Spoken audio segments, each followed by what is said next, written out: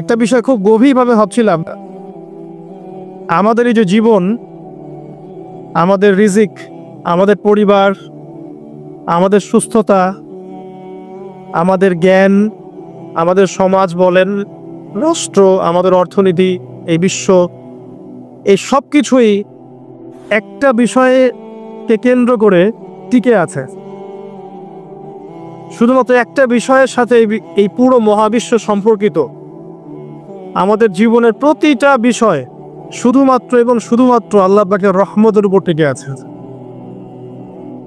আল্লাহ পাকের রহমত আমাদের ব্যক্তি জীবন, পারিবারিক জীবন, আমাদের দেহ, আমাদের মন, আমাদের জ্ঞান, অর্থনীতি, ব্যবসা বাণিজ্য, আমাদের রাষ্ট্র, সব কিছুর মধ্যে শুধুমাত্র আল্লাহ পাকের রহমত দিয়ে ভর্তি। আল্লাহ পাকের রহমতের এত বিশাল সমুদ্র, যেটা উপলব্ধি করার ক্ষমতা আমাদের নাই। আমরা যদি সবাই ঠান্ডা মাথায় একটাবার খালি ভাবতে বসি, সবাই যার যার জায়গা থেকে ভাবি যে আল্লাহ পাক আমাদেরকে কি কি রহমত দিয়ে রেখেছে, কি কি নিয়ামত দিয়ে রেখেছে। ওয়াইন তাউদ্দু নি'মাতাল্লাহ লা তুহসুহা। তোমরা যদি আল্লাহ পাকের নিয়ামত গণনা করা শুরু করো, কোশ্চিনকালেও গুণে শেষ করতে পারবে না। আল্লাহ পাক সূরা জুমারের মধ্যে বলেছেন, কুল ইয়া ইবাদিয়াল্লাযীনা আসরাফু আলা আনফুসিহিম। হে নবী, আপনি বলে দিন, আমার বান্দাদেরকে বলে দিন যে হে আমার বান্দারা, তোমরা যারা তোমাদের নফসের উপরে জুলুম করেছো, সুদীর্ঘকাল নামাজের খবর ছিল না, যাকাত দিইনি, হজ ফরজ হয়েছিল করি নাই, সওম রাখিনি, আল্লাহর দিন এগিয়ে নেওয়ার কোনো চেষ্টাই করি নাই, সুদীর্ঘকাল হারাম খেয়েছে, ঘুষ খেয়েছে, জেনা করেছে, বাদ্যযন্ত্র বাজিয়েছে, অশ্লীলতা এর মধ্যে ডুবেছিলেন, মাদক দ্রব্য সেবন করেছেন সুদীর্ঘকাল।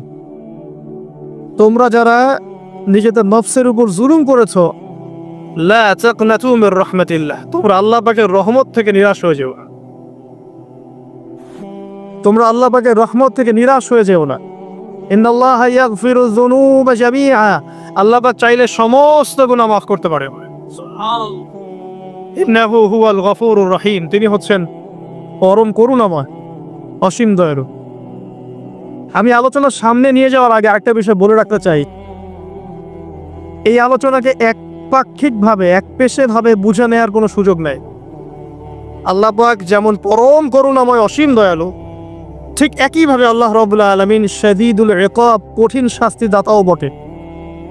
এই দুটো বিষয় মাথায় রেখেই আল্লাহর রহমতের আশাও করতে হবে এবং আল্লাহ পাকের গজবের ভয়ও করতে হবে। এর মাঝখানেই হচ্ছে ঈমান।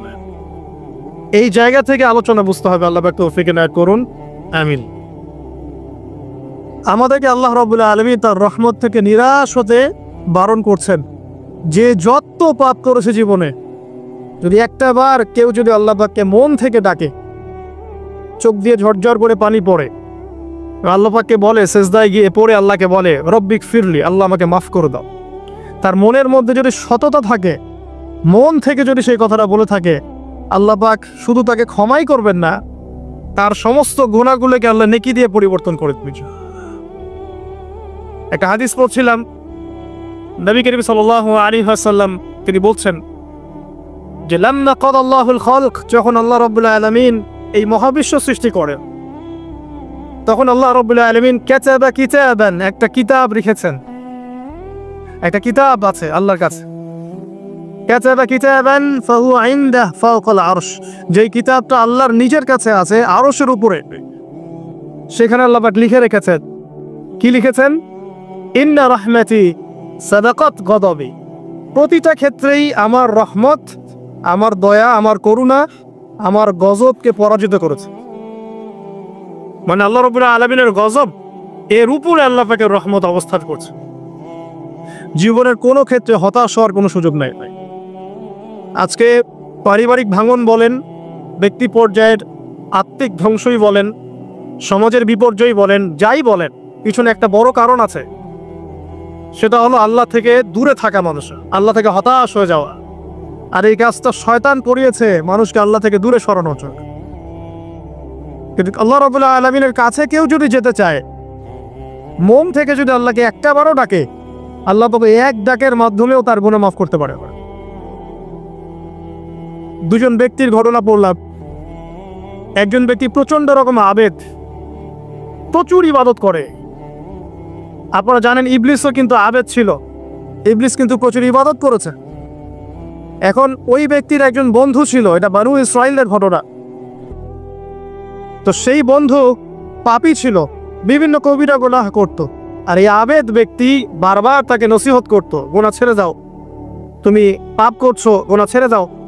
তখন সেই ব্যক্তি যে পাপ করছে সে বলতো যে আল্লাহ কি তোমাকে আমার রক্ষক বানিয়েছেন? আল্লাহ কি তোমাকে আমার উপর দারোগা বানিয়েছেন?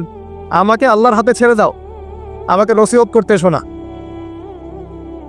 একদিন এই আবেদ ব্যক্তি তার বন্ধুকে একটা জঘন্য পাপ করতে দেখলেন, এমন একটা পাপ যেটা দেখে তার মনে ধারণা আসলো এটা চরম জঘন্য একটা কাজ। তখন সে মুখ ফসকে বলে ফেলল যে আল্লাহ তোকে আর মাফ করবে না, আল্লাহ তোকে জান্নাত দিবে না। আল্লাহ রাব্বুল আলামিন মালাকুল মউতকে এই দুজনের কাছে পাঠালেন, দুজনের রূহকে কবজ করা হলো। এবার আল্লাহ পাক তার সামনে তাদেরকে উপস্থাপন করে বললেন যে তোমাকে আমার রহমত সম্পর্কে কে গ্যারান্টি দিয়েছে যে আমি কাউকে রহমত করব কি করব না? যাও, আমি তোমাকে জাহান্নামে পাঠালাম, ওই ব্যক্তি যে আমার রহমত প্রত্যাশা করেছে আমি তাকে জান্নাত দিয়ে দিলাম।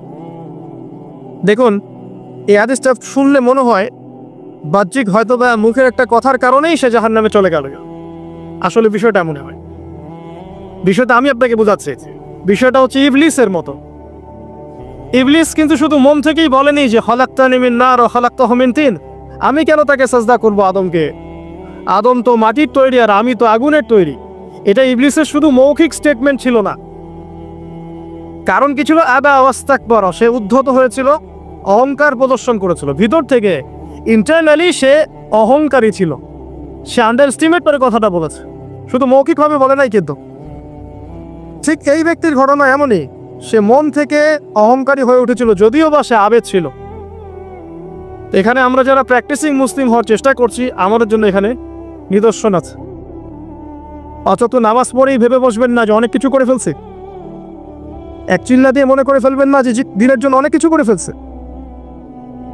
একটা হজ করেছেন, ওমরা করেছেন, সিয়াম রেখেছেন, দিনের জন্য দান সদকা করেছেন, একটা মাদ্রাসা মসজিদ করেছেন, ভেবে বসবেন না আপনি সব অনেক কিছু করে ফেলেছেন এবং অন্যরা সব কক্রোচ তেলা পোকা, ওরা জাহান্নামে যাবে, এমনটা মনে করবেন। জানি না আমরা যে কার আমলের কতটুকু আল্লাহর কাছে কবুল হচ্ছে। তো এখানে এই ব্যক্তির সমস্যা ছিল এই, সে নিজের আমলটাকে অনেক ভারী মনে করছিল এবং সে স্টেটমেন্ট দিয়ে ফেললো যে তোকে আল্লাহ পাক মাফ করবে না। এই একটা কথা মন থেকে বলার কারণে তার ইহকাল পরকাল দুটা বরবাদ হয়ে গেল, সে জাহান্নামে চলে গেল। ঠিক আরেক ব্যক্তির ঘটনা আছে এমন, এগুলো সবগুলো রেফারেন্স আছে। এক ব্যক্তি প্রচুর ইবাদত করত, আল্লাহ পাক তার ইবাদত করার জন্যে পাহাড়ের চূড়ায় একটা সুন্দর ব্যবস্থা করে দিয়েছিলেন, সেখানে ডালিম গাছ হতো, ঝর্ণা আসতো, খাবারের কোনো অভাব নাই। হাদিস এসেছে 500 বছর সে ইবাদত করেছে। কত বছর? কিয়ামতের মাঠে এই ব্যক্তির অবস্থা এমন হবে, তাকে জান্নাতে প্রবেশ করানোর জন্য নিয়ে যেতে বলা হবে যাও আমার রহমতে জান্নাতে চলে যাও। আল্লাহ পাক তাকে এই কথাটা বলবেন, কিন্তু এই ব্যক্তি বলবে আমার আমলের কারণে, আমার আমলের কারণে। আল্লাহ পাক বলবেন আমার রহমতে জান্নাতে চলে যাও, ব্যক্তি বলবে আমার আমলের কারণে। আল্লাহ রাব্বুল আলামিন তখন তাকে দেওয়া সমস্ত নেয়ামতগুলোকে এক পাল্লায় করবেন আর তার সমস্ত আমলকে আরেক পাল্লায় করবেন। কথা কি বুঝতে পারছেন? একটা চোখের যে নেয়ামত আল্লাহ পাকের, সমস্ত আমল ও 500 বছরের ইবাদত এতটুকু হয়নি। তারপর তাকে বলা হবে ওকে জাহান্নামে নিয়ে যাও। এবার জাহান্নামে যাওয়ার সময় সে বলবে আল্লাহ তোমার রহমতে আমাকে মাফ করে দাও। তখন আল্লাহ পাক তাকে আবার ডেকে নিয়ে আসবে, বলবেন যে তোমাকে যে আমি ইবাদত করার জায়গা করে দিয়েছিলাম, এটাকে তুমি নিজে করেছো না আমি করেছি? সে বলবে আপনি করেছেন। তোমাকে যে আমি সৃষ্টি করেছিলাম তখন কি তুমি কোন আমল করেছিলে? বলবে না। তাহলে তোমাকে যে সৃষ্টি করেছি আমি, এটা কি তোমার আমলের কারণে? না, তোমাকে সারা দুনিয়াতে এত নিয়ামত দিয়েছি, এটা কি তোমার আমলের কারণে? সে বলবে না। তখন তাকে জান্নাতে প্রবেশ করতে হবে। কিয়ামতের মাঠে এমন অনেক ঘটনা ঘটবে যেটা আমাদের চিন্তার বাইরে। আরেকজন ব্যক্তিকে ডেকে আনা হবে, যে ব্যক্তি একটা দুটা নয় বরং 100টা খুন করেছে। সে 99 জন মানুষকে হত্যা করার পর ফতোয়া খুঁজে বেড়াচ্ছিল যে আমার তওবা কবুল হবে কিনা। একজন আবেদের কাছে গিয়েছে। আবেদ আর আলেম কিন্তু এক জিনিস না। আবেদ মানে যে প্রচুর ইবাদত করে, তার জ্ঞান কম, সে শুধু জানে কিভাবে ইবাদত করতে হয়। আলেম হচ্ছে সে যে শরীয়তের গভীর জ্ঞান জানে, আবার ইবাদতও করে। আবার যারা জ্ঞান আছে আমল নাই, সেও কিন্তু প্রকৃত আলেম না। প্রচুর জ্ঞান আছে কিন্তু জ্ঞান অনুযায়ী আমল করে না, সেও কিন্তু প্রকৃত আলেম নন। এবার আসেন তো, এই আবেদের কাছে গিয়ে সে বলছে আমার কি ক্ষমা হবে? আমি 99টা খুন করেছি। সে বলল তোমার আবার ক্ষমা? তোমার ক্ষমা নাই। তখন এই ব্যক্তি এই আবেদকে হত্যা করে 100টা খুন পূর্ণ করলো, ওকেও সে মেরে ফেলছে। আমার ক্ষমাই হবে না তো তোর বেঁচে থাকার কি দরকার, তুইও মর। কি বুঝতে পারলাম? বর্তমান বিশ্বের উগ্র মাথার পলিটিশিয়ানদের মতো অবস্থা। আমার দেশের সমস্যা, তোর দেশ পারমাণবিক বোমের উড়াই দিব, মানে এরকম একটা অবস্থা। তো আল্লাহ রাব্বুল আলামিন এই ব্যক্তির মধ্যে একটা চেতনা তৈরি করলেন যে আমাকে তওবা করতে হবে। সে তখন সার্চ করতে লাগলো আরো কোনো আলেম আছে কিনা। এরপর অনেক দূরে একজন আলেমের সন্ধান পাওয়া গেল। সে সেখানে গেল, তাকে গিয়ে বললো আমার কি ক্ষমা হবে? সে আলেম তাকে বললো হ্যাঁ, তোমারও ক্ষমা হতে পারে, যাও তুমি ইস্তেগফার করো এবং এই এলাকা থেকে অন্য এলাকায় চলে যাও। মানে যে এলাকায় তুমি অনেকদিন ছিলে, যেখানে তুমি অনেক পাপ কাজ করেছো, এখানে থাকার দরকার নাই। তওবা করে তুমি অন্য কোথাও চলে যাও, নতুন একটা জীবন শুরু করো। এখানে থাকলে হবে কি, তোমার স্মৃতিগুলো তোমাকে তাড়িয়ে বেড়াবে এবং মানুষ তোমাকে খারাপ নজরে দেখতেই থাকবে, তুমি তখন কষ্ট পাবে। এই জন্য তুমি চলে যাও। তো চলে যেতে যেতে সে রাস্তায় ইন্তেকাল করে। এবার তার রূহ নিবে কে? এই জন্য দুদল ফেরেশতা আসছে, জান্নাতি এবং জাহান্নামীরা। তাদের মধ্যে বাক বিতর্ডা হচ্ছে কে রূহ নিয়ে যাবে। তো জাহান্নামী ফেরেশতারা বলছেন সে এতগুলো খুন করেছে, তার রূহ তো আমার এমনি। আর জান্নাতি ফেরেশতারা বলছেন না, সে তওবা করতে এসেছিল, অতএব সে আল্লাহর অভিমুখী হয়েছে, তার রূহটা আমরা নিব। আল্লাহ পাক এখানে একটা কৌশল করলেন। আল্লাহ পাক ফেরেশতাদেরকে বললেন তোমরা রাস্তাটাকে পরিমাপ করে দেখো, যেদিকে যাচ্ছিল তার পরিমাপ বেশি নাকি যেখান থেকে এসেছে ওর পরিমাণ বেশি। আল্লাহ পাক জমিনকে আদেশ করলেন হে জমিন তুমি প্রশস্ত হয়ে যাও। এবার পরিমাপ করে দেখা গেল সে তওবার দিকে আসছিল, এর পরিমাণটা বেশি। একটা কাজের ওসিলা আল্লাহ পাক তাকে মাফ করে দেবেন। মনে রাখবেন এটা মৌখিক বিষয় ছিল না, সে মন থেকে ভিতর থেকে কিন্তু সে আল্লাহর প্রতি অনুগত হয়েছিল। এই মনের বিষয়টা আল্লাহ ছাড়া কেউ জানে না। আপনি দেখতে পারেন সমাজে অনেকে দাড়ি টুপি পাগড়ি জুব্বা সব লাগিয়ে ঘুরছে, তো বিশ্বাস করেন তাদের মনটা এমনও হতে পারে যে জানোয়ারের চেয়েও কুৎসিত, তেমনও হতে পারে। আবার আপনি দেখবেন সমাজে এমন অনেক মানুষ ঘুরছে যারা হয়তো অনেক পাপে লিপ্ত মনে হচ্ছে, কিন্তু মনের মধ্যে সততা আছে। আর যার মনের মধ্যে সততা আছে আল্লাহ পাক কোনো না কোনো দিন ইনশাআল্লাহ তাকে হেদায়েত দিবে। এটা আমরা আমাদের অভিজ্ঞতা থেকেও দেখেছি। এমন অনেক মানুষকে আমরা দেখেছি যে ড্রাগ অ্যাডিক্টেড ছিল, মিউজিক করেছে, হারাম সম্পর্কের মধ্যে ছিল, নামাজ ঠিক মতো পড়ে নাই, কিন্তু যখনই আল্লাহর কথা আলোচনা হতো দেখতাম সে খুবই শান্তভাবে মন থেকে কথা শুনছে। এই কথা শুনতে শুনতে শুনতে একদিন মাশাআল্লাহ এখন দেখবেন যে চিল্লা দিয়ে বেড়াচ্ছে বিভিন্ন মসজিদ। আল্লাহ হেদায়েত দিয়েছে, সব ছেড়ে দিয়েছে। এরকম মানুষের অভাব নাই কিন্তু সমাজে। তো এখানে আল্লাহ পাকের রহমত বা দয়ার একটা উজ্জ্বল দৃষ্টান্ত দেখতে পারবেন। ঠিক এরকম আরো একটা ঘটনা আছে বনু ইসরাইলের।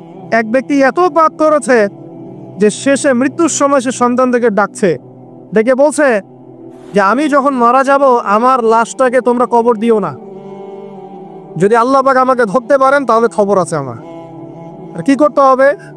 সে বলছে যে আমার দেহটাকে তোমরা পুড়িয়ে ফেলবে এবং পুড়িয়ে ফেলার পরে ছাইগুলোকে একত্রিত করবা, করে অর্ধেক ছাই সমুদ্রে ভাসিয়ে দিবা, অর্ধেক ছাই বাতাসে উড়িয়ে দিবা। সন্তানরা তাই করলো। মৃত্যুর পর আল্লাহ পাক এই সমুদ্র এবং জমিনকে বাতাসকে আদেশ করলেন যে তোমরা ছাই জড়ো করে দাও। আর মানুষ আর জিন আল্লাহর কথা না শুনলেও এই প্রকৃতি আল্লাহ পাকের কথা শোনে। এ বিজ্ঞান বলে প্রকৃতি থেকে সব হচ্ছে। কি প্রকৃতি? প্রকৃতি কি, কাকে বলে? মানুষকে আল্লাহর ইবাদতকে বাদ দিয়ে প্রকৃতি পূজায় নিয়ে গেছে। এই পুরো প্রকৃতি আর মহাবিশ্ব এক আল্লাহর ইবাদত করে। কে সৃষ্টি করলো প্রকৃতি? প্রাকৃতিক ভাবে হয়েছে সবকিছু বলে, আল্লাহ থেকে হয়েছে বলা যাবে না। বললে আপনি মৌলবাদী হয়ে যাবে না। আল্লাহ শব্দ ইউজ করলে আপনি মৌলবাদী হয়ে যাবে না। ধর্মতাত্ত্বিক শব্দগুলোকে আস্তে আস্তে উঠিয়ে দেওয়া হয়েছে। দেখবেন যুক্তি, বিজ্ঞান, দার্শনিক শব্দগুলোকে আনা হয়েছে। এটাও টেকনিক্যালি করা হয়েছে। কোন সেকুলার মিডিয়াতে আপনি দেখবেন না ইনশাআল্লাহ বলছে। ইনশাআল্লাহ প্রমাণ করবে যে আপনি আস্তিক বা নাস্তিক। তো প্রকৃতিকে আল্লাহ পাক আদেশ করলেন, এই সমুদ্র ছাই জড়ো করো, এই বাতাস ছাই জড়ো করো। তারা ছাই জড়ো করে দিল। এই ব্যক্তিকে বলা হচ্ছে তুমি জীবিত, তো আল্লাহ পাক বলছেন তুমি যে এই কাজটা করেছিলে, লিমা ফাআলতা হাদা, তুমি এই কাজটা কেন করেছো? তখন এই ব্যক্তি উত্তর দিচ্ছে, মিন খাশিয়াতিকা ইয়া রাব্বি ওয়া আনতা আ'লাম। হে আল্লাহ, আমি আমার বুঝে যা এসেছে আপনার ভয়েই আমি এই কাজটা করেছি। আর আপনি খুব ভালো করে জানেন যে আমি আপনার ভয়ে করেছি নাকি অন্য কোনো কারণে করেছি। মানে আপনি আমার মনের কথা জানেন। আল্লাহ পাক তাকে মাফ করে দিলেন। আপনাদেরকে আমি সেই ব্যভিচারী মহিলার কথা মনে করাই, যে ছিল একজন প্রস্টিটিউট মহিলা, পতিতা, যেটা আমরা বলি সমাজের ভাষায়। যদি এখন নতুন শব্দ এসেছে সেক্স ওয়ার্কার বা যৌনকর্মী, এবং এগুলোকে আমরা এখন প্রমোট করছি। আমরা এখন অশ্লীলতাকে প্রমোট করছি। এই কথা বলতে আমাদের বুক কাঁপা উচিত নয় যে আমরা এখন অশ্লীলতাকে প্রমোট করছি। আমরা এখন কাপড় খোলার সংস্কৃতি থেকে যাচ্ছি। যে কাপড় খুলে দিয়েছিল ইবলিস। ইবলিস আমাদের বাবা মার কাপড় জান্নাতে খুলে দিয়েছিল, এটা কি জানেন? ফল খাওয়ার পরে এই ফল খেতে কে প্রবন্ধ করেছে? ইবলিস। গাছের কাছে গিয়ে ফল ভক্ষণ করার পর সর্বপ্রথম আমাদের পিতামাতার গা থেকে কাপড় খুলে পড়ে গেছে। তা আমাদের পিতামাতাকে মহাবিশ্বে নগ্ন করে দিয়েছে ইবলিস। আর তার অনুসারীরা এই জমিনে আদম সন্তানদেরকে নগ্ন করছে এখন। অতএব এই যে একটা ট্রেন্ড এখন চলছে, দেখবেন হারাম রিলেশনশিপকে মিডিয়ার মধ্য দিয়ে প্রমোট করা হচ্ছে, মনে হয় একটা স্বাভাবিক বিষয়। কোনো বিষয় না এটা, যে কেউ জেনাই করতে পারে, জেনা পাওয়ান খুব নর্মাল। হালাল ভাবে যদি আপনি বিয়ে শাদী করতে যান তখন সমস্যা হচ্ছে। হালাল ভাবে যদি আপনি বিয়ে করতে যান তখন সমস্যা হচ্ছে। হারাম ভাবে আপনি যা ইচ্ছা তাই করতে পারেন, সমাজে কেউ কিছু বলছে না। এখন বলছে একবার স্বাধীনতা। সুবহানাল্লাহ, কোন স্বাধীনতা? স্বাধীনতা বলে কোনো শব্দ নাই মহাবিশ্বে। এই পুরো বিশ্বের সমস্ত মানুষ আল্লাহর অধীনে পরাধীন। এই বিশ্বে যত মানুষ বসবাস করছে এখন, এরা কেউই স্বাধীন নয়। না কেউ স্বাধীন ছিল, না আছে, না থাকবে। সবাই আল্লাহ পাকের দাসত্বের অধীনে পরাধীন। স্বাধীন সেই এই পৃথিবীতে যে ব্যক্তি শয়তানের তাবেদারি করে ও নফসের তাবেদারি করে, ও তো স্বাধীন, যা ইচ্ছা তাই করতে পারে। এই যে অশ্লীলতার প্রমোটিংটা চলছে, এটাকে পারিবারিকভাবে বন্ধ করতে হবে। আল্লাহ পাক আমাদেরকে বোঝার তৌফিক দান করুন। এগুলো যত বাড়বে সমাজে মহামারী আসবে, দেখে নিয়ে মহামারী আসবে, দুর্ভিক্ষ আসবে, সমাজে এমন সব রোগ ব্যাধির জন্ম হবে যেগুলো নামও শোনে নাই মানুষ কখন, এবং সামনে ভূমিধস অপেক্ষা করছে। এগুলো আসবে। যাই হোক, ওই মহিলা, যে ব্যক্তি একজন যৌনকর্মী ছিল, বা যেটা আমরা বলি ব্যভিচারিণী মহিলা ছিল, একটা কুকুরকে দেখেছে সে পানি পান করার জন্য তৃষ্ণার্ত। সে এটাতে মায়া করে, দয়া করে তার মোজাটাকে নামিয়ে এই কূপ থেকে পানি উঠিয়ে কুকুরকে পান করিয়েছে। এই একটা কাজের বদৌলতে আল্লাহ রাব্বুল আলামিন এই ব্যভিচারী মহিলাকে মাফ করে জান্নাত দিয়ে দিয়েছে। হাদিসে এটাও এসেছে, নবী সাল্লাল্লাহু আলাইহি ওয়াসাল্লাম বলেছেন, ইরহামু মান ফিল আরদ, তোমরা সবাই জমিনবাসীর প্রতি রহম করো। জমিনে মুসলিমই থাকতে হবে, তাদের প্রতি রহম করতে হবে এমন নয়, জমিনবাসী যারাই আছে সবার প্রতি রহম করো, জাতি, ধর্ম, বর্ণ নির্বিশেষে। এমনকি পশু পাখির প্রতিও দয়া করো। ইরহামু মান ফিল আরদ, জমিনে যা আছে সবার প্রতি রহম করো। ইয়ারহামুকুম মান ফিস সামা, যিনি আসমানে আছেন তিনি তোমাদের প্রতি রহম করবেন ইনশাআল্লাহ। ইসলাম এই কথাগুলো বলেছে 1400 বছর আগে। আজকের এই বিশ্বে, সোকল্ড এই মডার্ন বিশ্বে, যেখানে মানুষের রক্তের কোনো দাম নাই, সেখানে ইসলাম পশু পাখির অধিকার নিয়ে কথা বলেছে 1400 বছর আগে। কাদেরকে কি শিখাতে আসেন? কোরআন এবং সুন্নাহর বাইরে অভ্রান্ত সত্যের কোনো উৎস আছে? এখানে যা আছে তাই চূড়ান্ত। মানতে চাইলে মানেন, না মানতে চাইলে জাহান্নামে যান, কেউ তো বাধ্য করছে না। লাকুম দীনুকুম ওয়ালিয়া দীন। আল্লাহ পাকের রহমত দেখেন। আরেকটা ঘটনা আছে এমন, একটা বিড়ালকে বেঁধে রেখেছিল এক মহিলা, খাবার দেয় নাই, কষ্ট দিয়েছে। একটা বিড়ালকে খাবার না দিয়ে কষ্ট দেওয়ার কারণে এই মহিলাকে আল্লাহ পাক জাহান্নামে পাঠিয়েছে। এরকম কত ঘটনা আছে। এই ঘটনাগুলো হাদিসের পাতায় বর্ণিত আছে। কোরআনে কি বলছে দেখুন। কোরআনের আমি কয়েকটা পয়েন্ট আপনাদেরকে খালি বলছি, এটা নিয়ে আমি সকালে ভাবছিলাম। আল্লাহ পাক আদম আলাইহিস সালামকে সৃষ্টি করেছেন আমরা সবাই জানি, কিন্তু আল্লাহ পাক সূরা সাদের মধ্যে বলছেন ইবলিসকে, হে ইবলিস তোমাকে কিসে বারণ করলো আদমকে সিজদা করতে, যে আদমকে আমি নিজের হাত দিয়ে সৃষ্টি করেছি। আল্লাহ রাব্বুল আলামিন যে আমাদেরকে এত যত্ন করে ভালোবেসে সৃষ্টি করেছেন, এটা কি আল্লাহ পাকের দয়ার নিদর্শন নয়? মহাবিশ্বের অন্য কোন মাখলুক সৃষ্টির ব্যাপারে আল্লাহ পাক বলেন নাই খলাকতু বিয়াদাই, আমি নিজ হাতে তাকে সৃষ্টি করেছি। শুধু সৃষ্টি নয়, সৃষ্টি করার পর আল্লাহ পাক তাকে সমস্ত নাম শিক্ষা দিয়েছেন। এই যে জ্ঞান শিক্ষা দেওয়া, জ্ঞান, এটা আল্লাহ পাকের সবচেয়ে বড় নিদর্শনগুলোর মধ্যে অন্যতম। এবং আল্লাহ পাকের সবচেয়ে বড় দয়া আমার মত এটা, মানব জাতির উপরে আল্লাহ পাকের সবচেয়ে বড় দয়াটা হচ্ছে কি জানেন? আল্লাহ পাক আমাদেরকে জ্ঞান শিক্ষা দিয়েছেন, ওহী নাজিল করেছেন। এটা সব কিছুর ঊর্ধ্বে। কারণ আপনি তওবা করবেন, জ্ঞান লাগবে। নামাজ পড়বেন, জ্ঞান লাগবে। রোজা রাখবেন, জ্ঞান লাগবে। যাকাত দিবেন, ইলম লাগবে। আপনি দিনের যে কোনো আমল করেন, ইলম লাগবে। জান্নাত জাহান্নামের পথ খুঁজে পেতে হলে ইলম লাগবে। দেশ চালাবেন, ইলম লাগবে। অর্থনীতি চালাবেন, ইলম লাগবে। ইলম ছাড়া কিছু নাই, ইলমের উপরে কিচ্ছু নাই। এই ইলমটা আল্লাহ পাক কাকে শিক্ষা দিয়েছেন? আদম আলাইহিস সালামকে। আমরা তো শিখেছি সমাজবিজ্ঞান বইগুলোতে যে আমাদের পূর্বপুরুষরা নাকি গুহায় থাকতো, আর গাছের ছাল পাতা খেয়ে থাকতো, তাই না? লতা পাতা খেয়ে থাকতো, গাছের ছাল পাতা খেয়ে থাকতো, পোশাক পরতো আর কি। বোগাস, ডাহা মিথ্যা কথা। আল্লাহ রাব্বুল আলামিন সূরা বাকারা এবং সূরা আরাফ পড়ে দেখেন, আল্লাহ পাক বলছেন যে আদম আলাইহিস সালামকে আল্লাহ পাক সমস্ত নাম জ্ঞান শিক্ষা দিয়েছেন। মহাবিশ্বের যে প্রয়োজনীয় জ্ঞানগুলো আছে সেগুলো আল্লাহ পাক আদমকে শিখিয়েছেন আলাইহিস সালাম। ওয়াল্লামা আদামাল আসমাআ কুল্লাহা, আল্লাহ পাক আদমকে সমস্ত নাম শিক্ষা দিয়েছেন। আমাদের পিতা মাতারা মূর্খ ছিলেন না, তারা সৃষ্টি থেকেই জ্ঞানী ছিলেন। আদম আলাইহিস সালামের পারমাণবিক বোম বানানোর কোনো প্রয়োজন ছিল না, ছিল? বানান নাই। আপনার মধ্যে এই জ্ঞানটা আসছে কিভাবে? বাই ডিএনএ আপনি জ্ঞান পাচ্ছেন, কারণ আমরা আদম সন্তান। অনেক জ্ঞান আমাদের ভিতরেই আছে, এগুলো চর্চার মধ্য দিয়ে, গবেষণার মধ্য দিয়ে প্রস্ফুটিত হয় মাত্র। জ্ঞান ভিতরে আছে আমাদের। আমাদের পিতাকে জ্ঞানী করে বানানো হয়েছে। এই জ্ঞান শিক্ষা দেওয়াটা হচ্ছে আল্লাহ পাকের সবচেয়ে বড় দয়াগুলোর মধ্যে একটা। রহম করেছেন। শুধু তাই নয়, আদম আলাইহিস সালামকে এমন জ্ঞান শিক্ষা দিয়েছেন যে জ্ঞান ফেরেশতারা পর্যন্ত জানতো না। এটা কি দয়া নয়? এটা কি আদম সন্তানের প্রতি ভালোবাসা নয়? তারপরে সেজদা করিয়েছেন। মহাবিশ্বে অন্য কাউকে কি সেজদা করানো হয়েছে? কোরআনে কি এমন কোনো দলিল আছে যে আদম আলাইহিস সালাম ছাড়া অন্য কাউকে সব ফেরেশতারা সেজদা করেছেন? আছে? তাহলে এই যে সম্মান দেয় আল্লাহর পক্ষ থেকে, সম্মান কিসের ভিত্তিতে? সম্মান শারীরিক ক্ষমতার ভিত্তিতে? সম্মানটা কি কারণে? জ্ঞানের কারণে, ইলমের কারণে, জ্ঞানের কারণে সম্মান। এই সম্মান দেওয়াটা কি আল্লাহ পাকের রহমত এবং দয়া নিদর্শন নয়? অতএব সম্মান পেতে হলে, আল্লাহ রহমত পেতে হলে সেই জ্ঞানের চর্চায় আবার ফিরে আসতে হবে।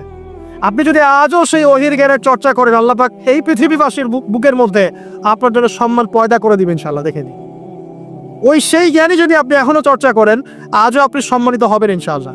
ব্যক্তি চর্চা করলে ব্যক্তি সম্মানিত হবে, একটা পরিবার চর্চা করলে ওই পরিবার সম্মানিত হবে, একটা সমাজ যদি চর্চা করে সেই ওহীর জ্ঞান, ওই সমাজ সম্মানিত হবে। একটা দেশে যদি আপনি ওই অহিভিত্তিক জ্ঞান ছড়িয়ে দেন, পুরো দেশকে আল্লাহ পাক সম্মানিত করবে ইনশাআল্লাহ, পুরো জাতিকে সম্মানিত করবে ইনশাআল্লাহ। আরো সামনে যান, এই যে আদম এবং হাওয়া আলাইহিস সালাম গাছের কাছে চলে গেলেন, ফল খেয়ে ফেললেন, কারণ আমরা আদম সন্তান, ভুল করি। আল্লাহ পাক সাথে সাথেই বহিষ্কার করে দিয়েছেন? না, আল্লাহ পাক তওবা করার জন্য কালিমা শিখিয়ে দিয়েছেন। সুবহানাল্লাহ, তাদের কালিমা জানা ছিল না।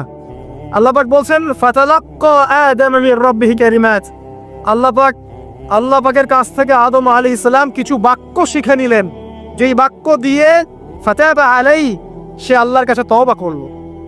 কোন সেই বাক্য? সূরা আরাফে আছে, রব্বানা যালামনা আনফুসানা ওয়া ইল্লাম তাগফির লানা ওয়া তারহামনা লানাকুনান্না মিনাল খাসিরিন। এই দোয়া কে শিখিয়ে দিয়েছে? আল্লাহ। এই তওবার বাক্য যে শিখিয়ে দেয়, এটা কি দয়ার পরিচয় নয়? আমরা আল্লাহর কাছে ফিরে যাব, তওবা করব, ইস্তেগফার করব, এই জ্ঞানটা শিখিয়ে দেয়া কি আল্লাহ পাকের দয়ার পরিচয় নয়? না, আমরা কিভাবে ক্ষমা চাইতাম না? কিভাবে ক্ষমা চাইলে আল্লাহ পাক সমস্ত গুনাহ মাফ করবেন, এই পদ্ধতিগুলো বলে দেয়া কি আল্লাহ পাকের দয়ার পরিচয় নয়? তারপর সামনে যান, পৃথিবীতে নামিয়ে দিয়ে আল্লাহ পাক ক্ষান্ত হয়ে যাননি। আল্লাহ রাব্বুল আলামিন আসমান থেকে হেদায়েতের গ্রন্থ পাঠিয়েছেন, বলেছেন এই গ্রন্থের মধ্যে যা আছে মেনে চললে তোমরা আবার জান্নাতে ফিরে আসবে ইনশাআল্লাহ। আল্লাহ পাক আদম এবং হাওয়া আলাইহিস সালাম এবং আদম সন্তান সবাইকেই সৃষ্টি করেছেন, উদ্দেশ্য হচ্ছে আল্লাহ পাক আমাদেরকে জান্নাত দিতে চান। আল্লাহ পাক চান যে আমরা যেন জান্নাতে যাই।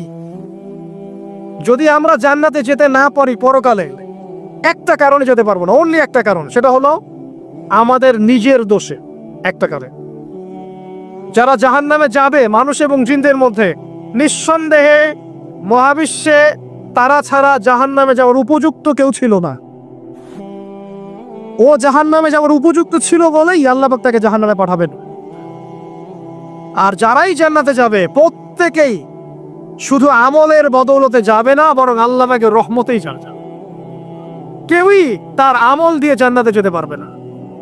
আল্লাহ পাকের রহমত যাদের উপরে বর্ষিত হবে তারাই জান্নাতে যাবে ইনশাআল্লাহ, কে আমল দিয়ে যেতে পারবে না।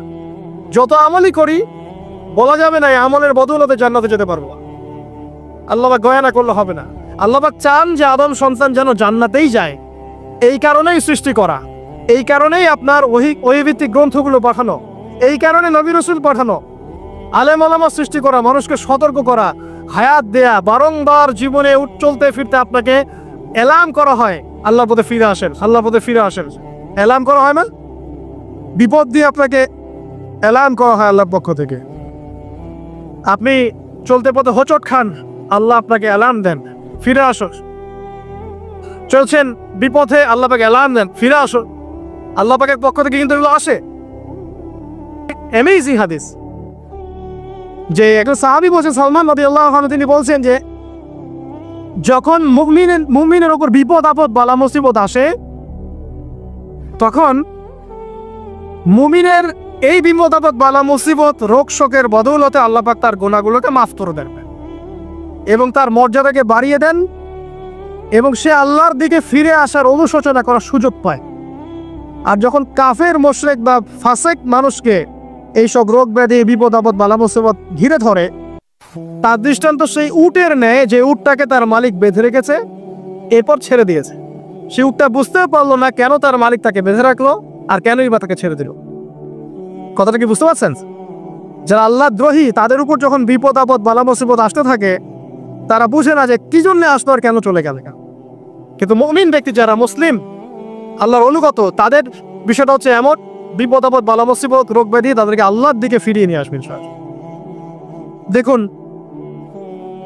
এই যে পৃথিবীতে নামিয়ে দেয়া, এরপর আল্লাহর পক্ষ থেকে ঐশী গ্রন্থগুলো পাঠানো, নবী রাসূল পাঠানো, আলেম ওলামা পাঠানো, আপনাকে হায়াত দেয়া, আপনাকে রিজিক দেয়া, এই শ্বাস নেওয়ার ক্ষমতা দেয়া, আপনাকে জ্ঞান বুদ্ধি দেয়া, বিবেক দেয়া, 3 বেলার খাবার, পোশাক, স্ত্রী সন্তান, কি দেয়নি আল্লাহ রাব্বুল আলামিন। এটা সমস্ত নিয়ামতগুলো দেয়া, এগুলোর একটা উদ্দেশ্য, আপনি আমি যেন এটাকে উপলব্ধি করি যেগুলো আল্লাহর পক্ষ থেকে আসছে এবং আল্লাহর দিকে আমরা অভিমুখী হই, এছাড়া কোনো উদ্দেশ্য নেই। সামনে যান, নূহ আলাইহিস সালাম, একদিন 2 দিনেই কি আল্লাহ পাক তার কওমকে ধ্বংস করে দিয়েছেন? 950টা বছর আল্লাহ রাব্বুল আলামিন সময় দিয়েছেন কওমকে, আল্লাহর দিকে ফিরে আসো, আল্লাহর দিকে ফিরে আসো। নবী দাওয়াত দিয়েছেন